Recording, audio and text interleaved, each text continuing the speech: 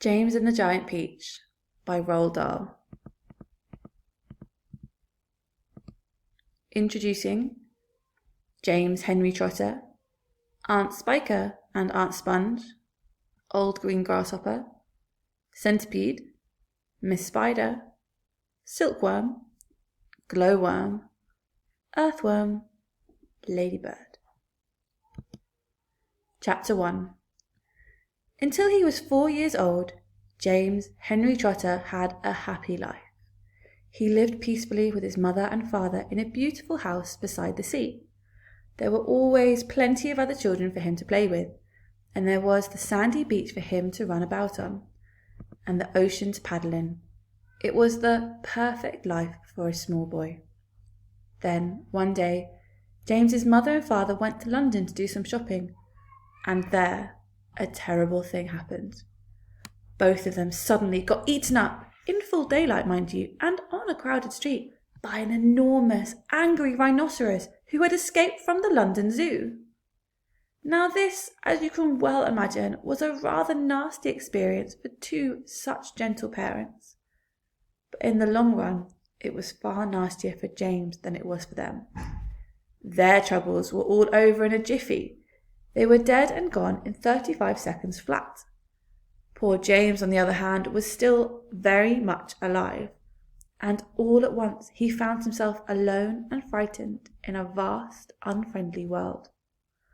The lovely house by the seaside had to be sold immediately, and the little boy, carrying nothing but a small suitcase containing a pair of pyjamas and a toothbrush, was sent away to live with his two aunts.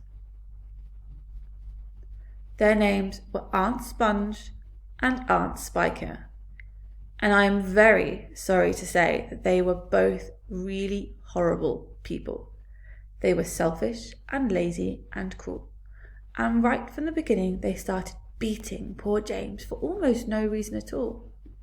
They never called him by his real name, but always referred to him as "you disgusting little beast," or "you filthy nuisance," or "you miserable creature," and they certainly never gave him any toys to play with or any picture books to look at. His room was as bare as a prison cell. They lived, Aunt Sponge, Aunt Spiker, and now James as well, in a queer ramshackle house on the top of a high hill in the south of England. The hill was so high that from almost anywhere in the garden, James could look down and see for miles and miles across a marvellous landscape of woods and fields. And on a very clear day, if he looked in the right direction, he could see a tiny grey dot far away on the horizon, which was the house that he used to live in with his beloved mother and father. And just beyond that, he could see the ocean itself, a long, thin streak of blackish blue, just a line of ink beneath the rim of the sky. But James was never allowed to go down off the top of that hill. Neither Aunt Sponge nor Aunt Spiker could ever be bothered to take him out herself, not even for a small walk or a picnic, and he certainly wasn't permitted to go alone.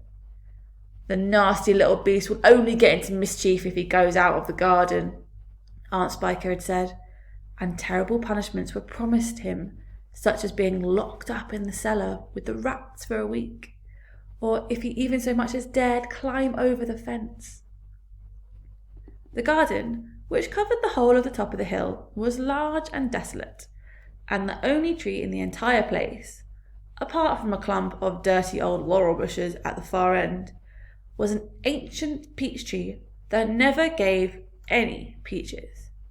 There was no swing, no seesaw, no sand pit, and no other children were ever invited to come up the hill to play with poor James. There wasn't so much as a dog or a cat around to keep him company.